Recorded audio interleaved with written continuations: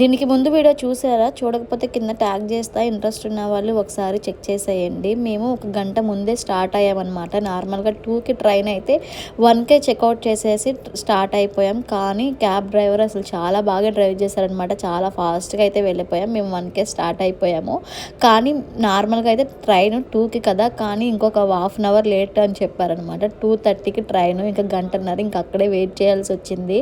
నార్మల్గా నేను స్టేషన్ ఆ ప్లేస్లో ఎక్కువసేపు ఉండలేను. గంటన్నర సేపు స్టేషన్లో టైం స్పెండ్ చేసేసరికి నాకైతే అసలు 2 వామిటింగ్స్ ఎమ్మటెమ్మటనే చేసేసుకున్నాను అనమాట. అదొక రకమైన ఓసీడీ. నేను ఎక్కువ జర్నీలు చేయడం అంటే ఇష్టం, కానీ జర్నీలు చేస్తేనేమో పడదనమాట. మనకి ఇట్లాంటివన్నీ ఉంటాయి, కానీ అన్నీ తిరిగేయాలి, అన్నీ ఎంజాయ్ చేసేయాలి. ఇంకా కార్ ఎక్కగానే మంచిగా సాంగ్స్ పెట్టారనమాట. జాను కూడా పడుకోకుండా సాంగ్స్కి మంచిగా డ్యాన్స్ చేస్తూ చక్కగా ఎంజాయ్ చేస్తుంది. జానుకి మధ్య బాగా అలవాటు అయిపోయింది.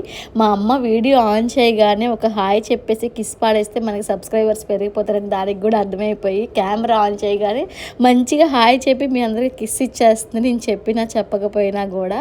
ఇంకా స్టేషన్కి అయితే వచ్చేసామన్నమాట. గంటన్నర సేపు మాకు ఏం చేయాలో అర్థం కాలే. నాకు ఆ పాటికే బాగా నిద్ర వస్తుంది, హెడేక్గా ఉంది, నిద్ర లేదు కదా. కాసేపైనా పడుకుందాం అనుకున్నా.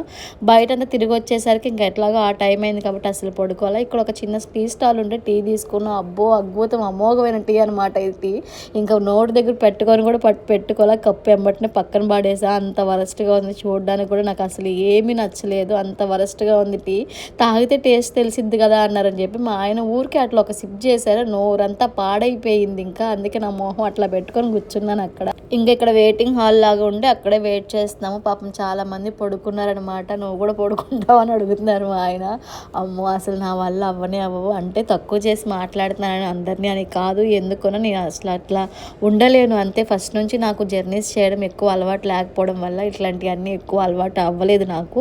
ఇంకా ట్రైన్ అయితే వచ్చేసింది. ట్రైన్ స్టార్ట్ అవ్వగానే మన కులవృత్తి స్టార్ట్ చేసేసామన్నమాట. బావర్చీల మిగిలిన బిర్యానీ పార్సిల్ చేయించుకున్నాం కదా, అది ఓపెన్ చేసి అయితే తినేస్తున్నాను. మళ్ళీ పాడైపోయిద్ది, మళ్ళీ ఇంకా పడుకుండిపోతాం, మర్చిపోతాం, వేస్ట్ అయిపోద్ది అని చెప్పి ఇంకా తను నేను కూర్చొని మంచిగా తినేసి ఇంకా మంచిగా ఒక స్లీప్ అయితే వేసాము. ఇంకా మార్నింగ్ లెగ్గానే మంచిగా హ్యాపీగా అనిపించింది విజయవాడని చూడగానే. మరి నెక్స్ట్ ఏంటి అన్నది నెక్స్ట్ వీడియోలో అప్లోడ్ చేస్తాను. ఇంకా ఈ వీడియో అంతే. మర్చిపోకుండా మన ఛానల్ సబ్స్క్రైబ్ చేసుకొని లైక్ చేయండి. Bye bye.